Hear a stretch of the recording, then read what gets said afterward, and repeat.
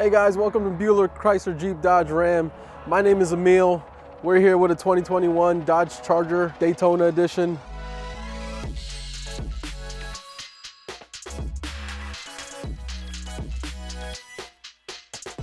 It's a 5.7 Hemi.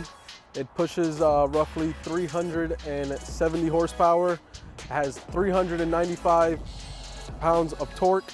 You'll see that it has the suede Alcantara liner on the inside, as well as your 8.4 touchscreen.